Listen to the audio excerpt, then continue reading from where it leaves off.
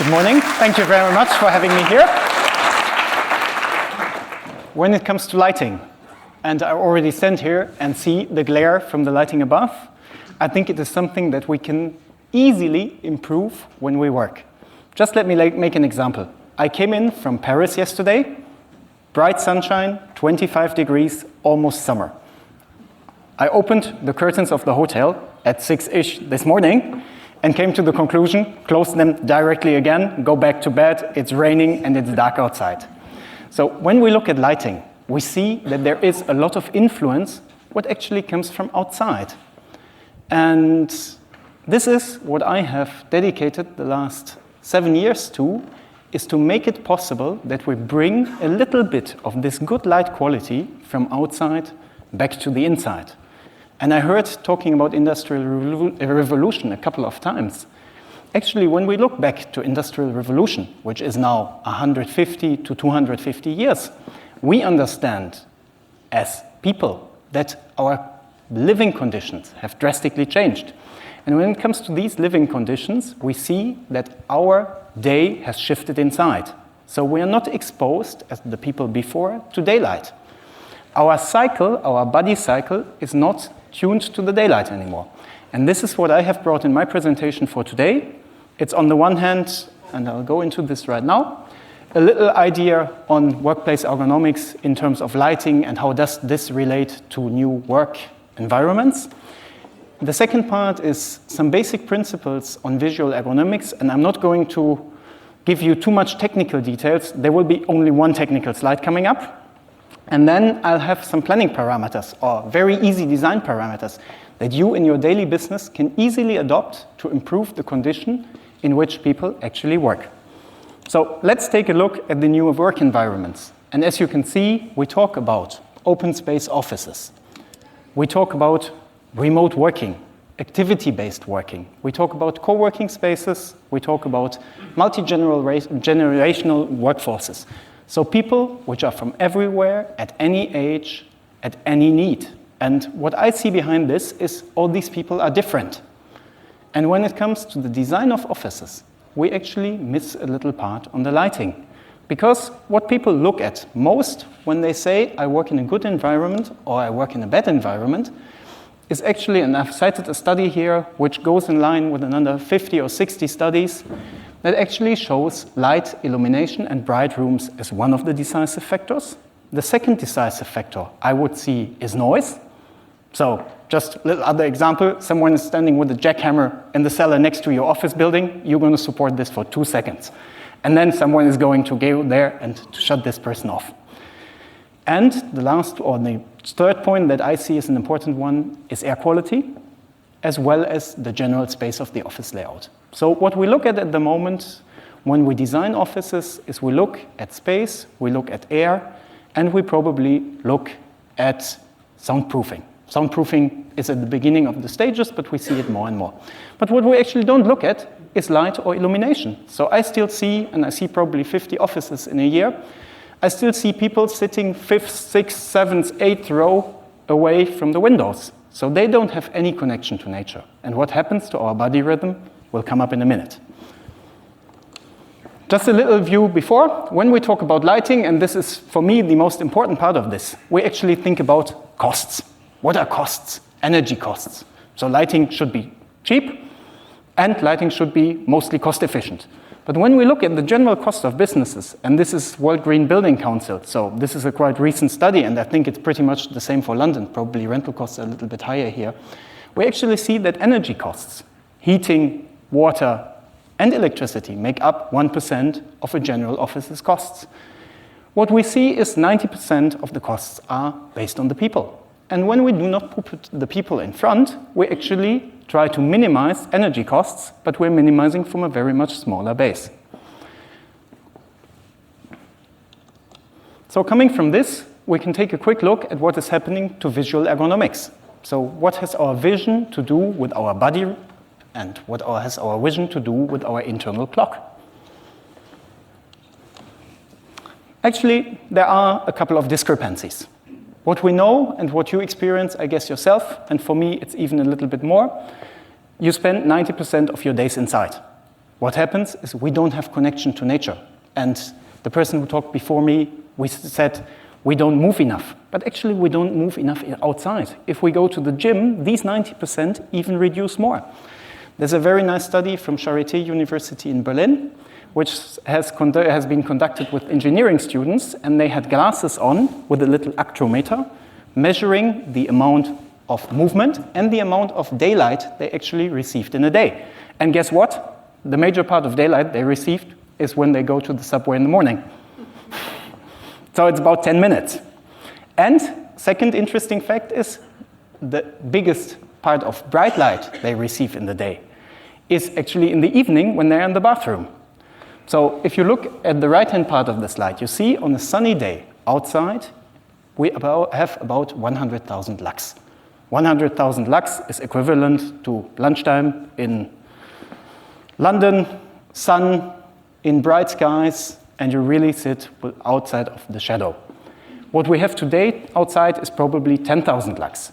Still a lot more than we see inside. Inside, there are norms talking about 500 lux. Some norms say 750 lux. But in the end, and this comes from the consulting experience we do when we design light spaces, is if you measure the actual light that a person receives on his or her desk, you would see 300 lux, 200 lux, 100 lux.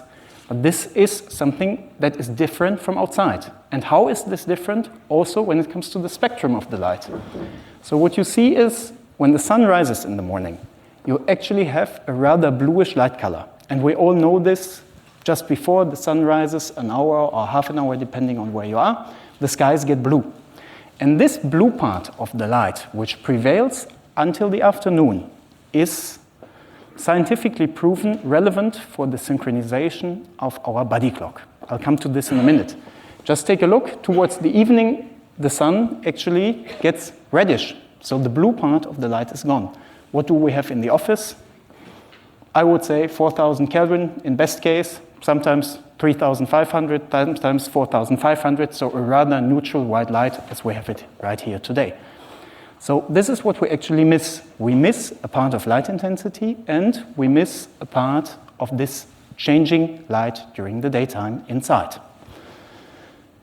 And just last year, there has been an award of the Nobel Prize for 2 American scientists who have really studied in detail the relationship between our internal clock and shifting outside patterns. So, for instance, if you have a jet lag, the jet lag happens also because you do not have enough exposure to sunlight. And what does this mean? And I'm sorry, this is the only technical slide. I said, well, it's fairly easy. Let's put it this way. There is blue light in the daytime outside. This blue light is captured by cells which are in the lower part of the eye, called retinal ganglion cells.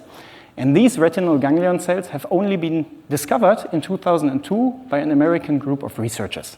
So it's the latest medical discovery within the eye. And these cells are actually not made for seeing, but these cells are made for making us awake or making our body capture the outside environment.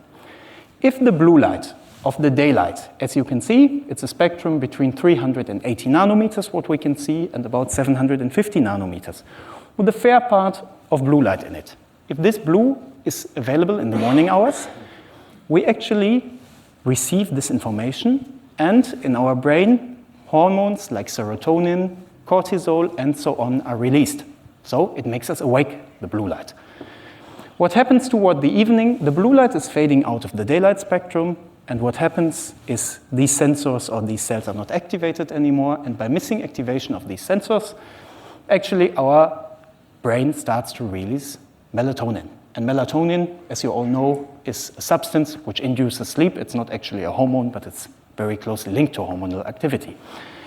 And what you can see with inside lighting today, you have a normal light bulb in the middle up. You see you have a lot of red part, so you don't have this blue part in the morning hours. If this blue part is not there, there's scientific evidence for this, that actually our body is not activated. So we feel like inside, but we remain in darkness, even so we can see. And then you have fluorescent light. With fluorescent light, you see a little blue peak, and so on. The question behind this is today, we actually have too low blue light levels in daytime and too high levels of blue light in evening hours. And especially during the evening hours, these blue light levels are cancerogenious. There has just been a legislation passed in Sweden, which says that it's not allowed to use blue enriched light for shift workers because they are more prone to cancer. So what happens today with LED technology, and this is the main part why I'm dealing with it since 2012, is with LED technology, for the first time, we have the possibility to actually shift the spectrum. So we can have decent LEDs for the daytime, and we can have different LEDs for the nighttime. And I don't have my cell phone, but you all know it from the night shift mode on your iPhones and iPads and Samsung and so on. What happens is we can shift the spectrum. For the phone, just as a side information, it changes the color, but it still has blue light spectrum available. So for the phone, we have to be a little bit careful because blue light is still emitted by the diode. But what we can do is if we use very good quality LEDs, we can mimic the cycle of the sunlight to a very small extent, but this small extent is certainly better as what we have today, and bring better lighting conditions to people. Well, what happens if we have bad lighting situation? I guess I will let you read this and cite 2 points, especially on the bad part. Deterioration of memory performance. Jet lag, everyone knows what happens. You're feeling tired, you're feeling unhappy probably. You can't remember things properly. Depressive states. I'm just citing winter blues when I look back to Sweden. This is one of the very common phenomena if you have a lot of missing daylight in the dark season. Or you have digestive disorders. So what happens if we do not have the right light set, we actually tend to eat more chocolate because cortisol and serotonin is prevailing in chocolate. And then if you have blue enriched light during daytime, it improves your ability to perform immediately. So this light is like the sunlight outside. Imagine you take a walk at lunchtime. When you come back from the walk, you're usually more awake. Same as if people go on holiday for a couple of weeks, they feel better after the holiday. And this is also related to the sunlight. There are more factors, but sunlight is one of them. It reduces blue enriched light during the daytime, the negative consequences of blue light in the evening. Because normally we are used, looking back 250 years, to darkness at nighttime. Today we work at nighttime. We have neon signs everywhere. Everywhere it's lit. And what happens is our internal clock doesn't synchronize very well anymore. But if we have this blue light component in the morning, we tend to sleep better the next night. There is scientific evidence for this. I have been on a publicly funded study with the University of Berlin as well, where we have put about 40 students in front of different artificial light sources and natural light. And you can actually see that they sleep much better in the following night. And you can see that their melatonin level, if it's exposed to blue light in the evening, the melatonin level drops. So you're not that easy getting to sleep. Meaning, if you watch TV before going to bed, it's probably not the smartest thing we can do. Because in the TV, you have LEDs. These LEDs emit blue light, and actually it activates us. So what happens if we can easily increase visual comfort in the office, in the workplace, wherever we are? Headaches go lower. Lack of concentration is getting lower, so we feel more concentrated. Rapid onset of fatigue. It happens to me still, but sometimes you have a little dip in the daytime. At 3 in the afternoon, I have this one. And the rapid onset of fatigue actually is reduced if you have better lighting conditions. And we all feel it when we come back from holiday, even 2 or 3 weeks after, we still have this good feeling that we still feel a little bit more relaxed. And this has also to do with the lighting conditions. And last but not least, looking at the light, we also have a lot of visual problems. And especially if I look at people at the age of 70, I'm 35. If you take my vision probably at 80% today, if you look at someone who is 70, this vision will be reduced to 10% of what I actually see, because the eye lens is darkening during the course of the life. So you need more light to see the same things. And if we look at aging workforce, we apparently have this problem more and more, and we're going to face this problem more and more. So what happens if we use better lighting conditions inside? we actually call this biologic effective artificial light, so a light which mimics the sunlight. We have activation in the morning, relaxation in the evening, and then this stabilizes the circadian rhythm, which leads to longer and deeper sleep, and in turn to more well-being and performance. And looking at the three aspects of the conference today, this is exactly where we want to look at. This is not trying to make more out of the people, but make them feel happier. And right now, I would like to introduce you to a couple of design principles which actually can make lighting conditions in the office much easier without causing necessarily high additional cost. So planning parameters or design parameters. And I've brought an example. Office I've recently seen somewhere. As you can see in the picture, you have the window in the back. All desks face towards the front of the room. What happens to these poor guys sitting in the back rows? They have glare and reflection on the screens. One of the bad points I see in here. It looks very nice though. Sit-stand desks, whatever, nice acoustic closures. Probably a little bit in terms of the design could be different. But when we look at these, you also have 4 rows. So people sitting here do not have any visual connection, right in the front here, do not have any visual connection to the daylight anymore. If you don't have visual connection to the daylight, we can ask, for instance, people working for the National Health Service, hospitals, people working in shopping malls, you don't know what time it is outside anymore. Big problem, because what happens is you're sitting there at 3 o'clock and your body doesn't know what time it is. So easy design parameter for this office could be to turn the desks in a 90-degree angle to the window, because then you reduce reflection and everyone can turn the head to easily look outside. Second point I see that is relatively difficult here is if you do this, you actually have to also look at the lighting in the ceiling. You have recessed lighting in the ceiling, you see there's good air conditioning coming out, but the recessed lighting in the ceiling cannot change if you turn the desks. So this is something that needs to be taken into account. If we look at more activity-based working today, if we look at changing work environments, we also have to think more about how can we use the right lighting. I have not looked at light intensity right now on this one here, but what is apparent to everyone, this is collective lighting. So no one is able to decide lighting quality on its own. And we just talked about looking at people who actually have probably higher ages or have some eye problems, visual problems. You probably need more light, but you're not able to influence the light. Picture I took yesterday evening. This is London, 11 o'clock in the evening, at night. Almost no one there, but what happens? You have full stories of office building being lit. Now we look at the energy part once again. Maybe it's smart to integrate some sensors, but it's not so easy if you have ceiling lights to integrate the sensors. But what we can learn and what we see from plannings and what we see from studies in this is if sensors are integrated, energy consumption can go down by 50 to 80%. Still, what we see, and this is very nicely made, I think, is you can easily see that everyone in these offices is sitting in the same light. So once again, nighttime, rather bluish light, you don't have any possibility to adjust your light according to your personal feeling. I guess we all know if we go to the lunch break, my light in the office stays on. I never turn it off. Well, now I do, but I have to say I do. But in the end, if I don't have a sensor, I would not turn it off. And just a little bit of the principles behind this. What is good lighting? And good lighting is not something that is necessarily more expensive. It's a combination of visual ambience. So, for instance, the light color, the direction. It's a combination as well of visual performance. Visual performance is glare reduction and is also reflection reduction.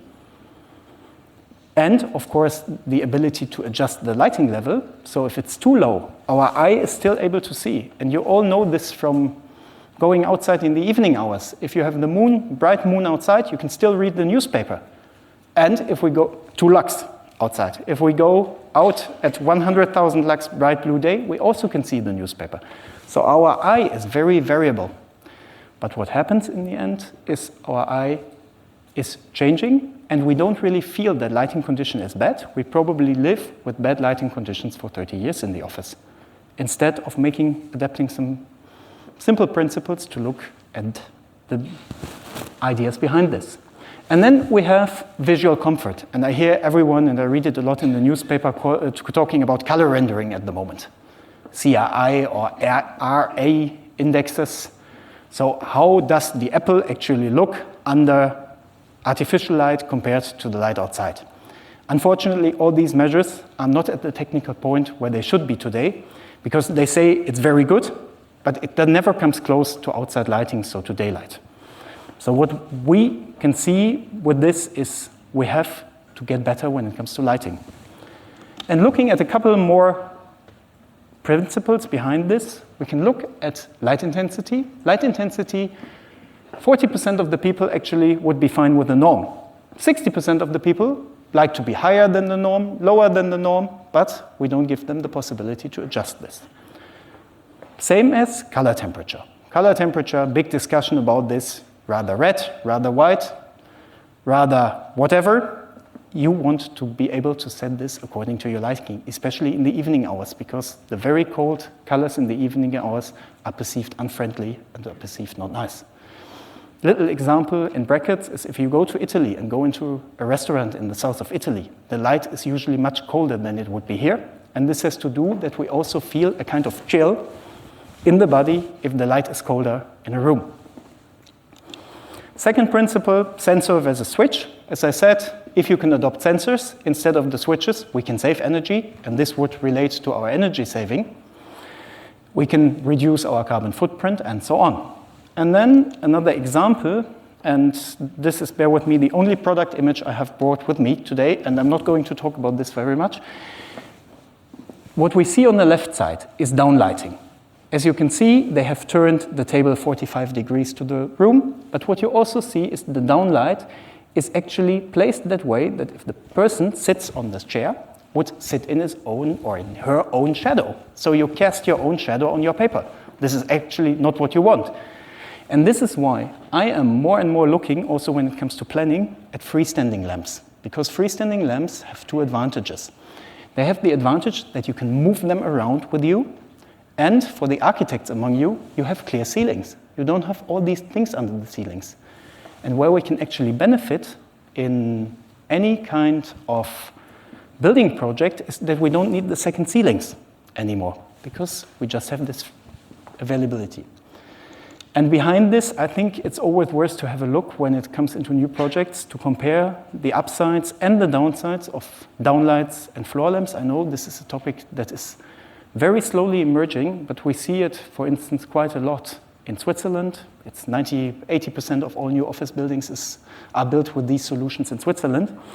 You see with the downlights, you actually have lower costs per luminaire, but you have also installation costs. You are fixed. If your work changes, you cannot change them. And the ceiling itself remains dark. I can go back one picture. You see the ceiling with the floor standing solution, direct, indirect lighting is bright, which comes very close to what we have outside.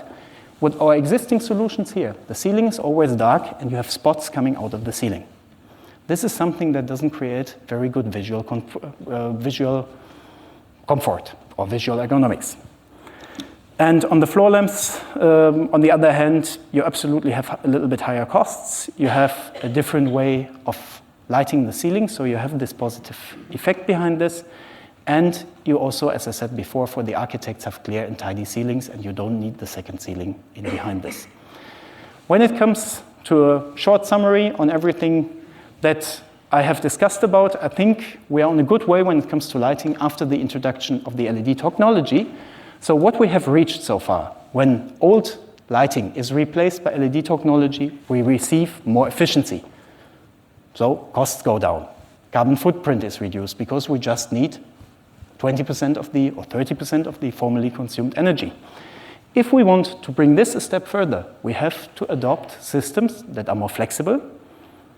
Also, in short brackets, I have been into a Google office, rented Google office in America recently, and they had a very nicely new built building. They have taken everything newly built outside, out, so all lamps out, all walls, all partition walls out, and they have refurbished it according to their liking. So they have probably spent $2 million or $3 million on this, but it's a waste that happens. And we see this much more often in new projects, that new tenants actually don't like what the landlord has done, and they change it. So they just scrap whatever was inside.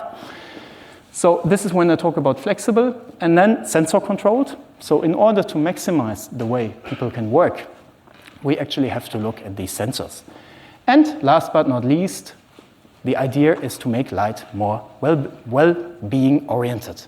So in order to put the person in front, to go away from collective lighting to more individual solutions. And I would have presented some case study. My time is over, so I'm right done.